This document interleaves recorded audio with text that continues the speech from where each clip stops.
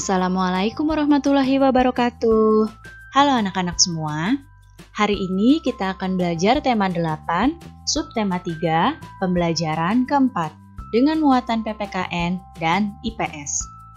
Sebelum mulai belajar, kita berdoa terlebih dahulu ya. Berdoa dimulai.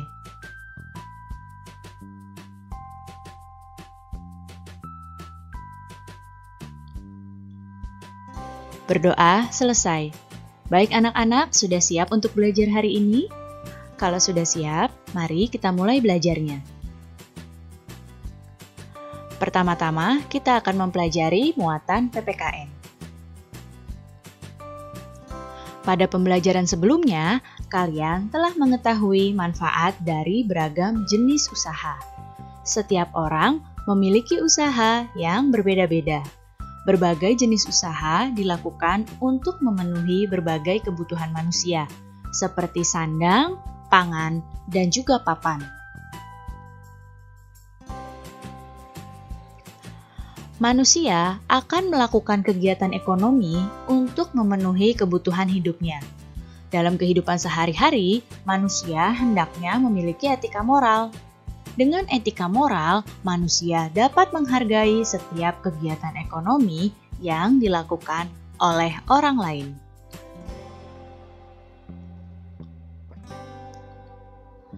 Keragaman usaha ekonomi menimbulkan keragaman sosial di dalam masyarakat. Lalu, bagaimana ya kita harus bersikap di tengah keragaman ekonomi tersebut? Adakah di antara kalian yang tahu caranya?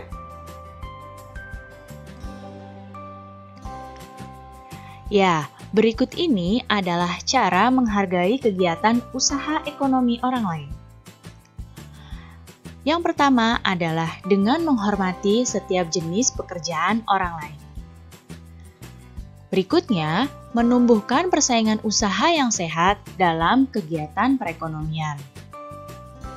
Berikutnya, menghormati usaha ekonomi orang lain dengan tidak iri atas keberhasilannya. Kemudian, menjunjung tinggi setiap jenis pekerjaan yang dilakukan orang lain dan meneladani keberhasilan orang lain dengan meniru sikap positif orang tersebut. Sikap menghormati dan menghargai akan memperkokoh persatuan dan kesatuan di Indonesia.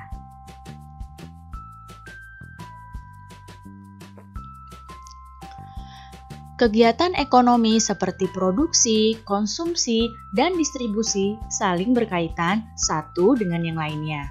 Suatu produk atau barang yang kita konsumsi merupakan hasil dari proses beberapa kegiatan ekonomi. Sekarang kita akan mempelajari muatan IPS.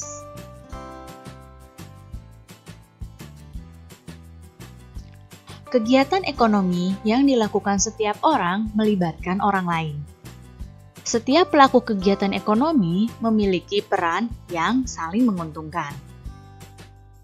Berikut ini adalah kegiatan ekonomi. Ada produksi, distribusi, dan konsumsi. Kegiatan ekonomi ini saling melibatkan satu sama lain. Nah, di sini produksi membutuhkan tenaga kerja.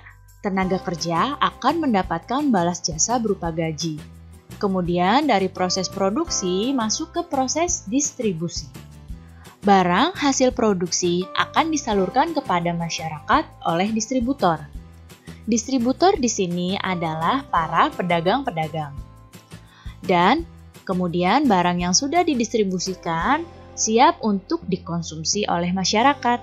Barang atau jasa tersebut dikonsumsi oleh konsumen untuk memenuhi kebutuhan hidupnya.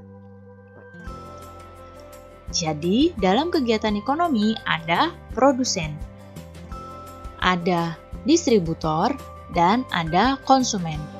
Produsen adalah orang yang memproduksi barang, distributor adalah orang yang mendistribusikan barang, dan konsumen adalah orang yang mengkonsumsi barang tersebut. Ketiga hal ini saling berkaitan satu sama lain. Jadi, ketiga pelaku kegiatan ekonomi tersebut saling berhubungan untuk memenuhi arus diagram ekonomi. Nah, sekarang lihat di hadapan kalian. Ada seorang anak yang memegang baju. Amatilah pakaian tersebut atau coba amati pakaian yang kalian kenakan. Kira-kira bagaimana ya proses produksi pakaian tersebut? Nah, ternyata untuk menghasilkan sebuah pakaian dibutuhkan waktu yang lama. Kita akan melihat proses produksi pakaian hingga bisa sampai ke konsumen. Nah, yang pertama, petani mengumpulkan kapas untuk dikirim ke pabrik. Jadi, pakaian yang kita gunakan itu awal mulanya dari kapas. Kemudian, kapas dari pohon kemudian dipintal terlebih dahulu di pabrik. Hasil pintalan tersebut akan menjadi benang. Benang tersebut ditenun di pabrik hingga menjadi kain. Kemudian, kain dapat dibuat pakaian oleh para penjahit. Pakaian yang sudah jadi didistribusikan oleh pedagang pakaian. Dan konsumen pun membeli pakaian. Dapat kita lihat di sini, mulai dari petani mengumpulkan kapas ke pabrik, kemudian kapas dipintal, benang ditenun, hingga menjadi kain dan kainnya dibuat pakaian. Ini adalah proses produksi. Kemudian, pakaian yang didistribusikan oleh pedagang ini termasuk proses distribusi. Dan proses konsumsinya adalah ketika konsumen membeli pakaiannya. Jadi cukup panjang ya alur sebuah benda agar dapat dikonsumsi oleh masyarakat.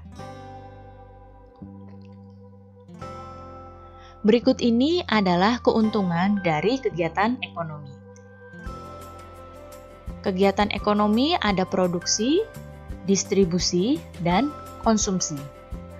Keuntungan dari kegiatan produksi yang pertama adalah produsen mendapat keuntungan dari penyediaan barang mentah atau barang setengah jadi. Kemudian, proses produksi juga dapat membuka lapangan pekerjaan. Pada proses distribusi, di sini distributor mendapat keuntungan dari penjualan barang. Dan juga proses distribusi ini dapat membuka lapangan pekerjaan. Kemudian, keuntungan dari kegiatan konsumsi adalah konsumen dapat terpenuhi kebutuhan hidupnya.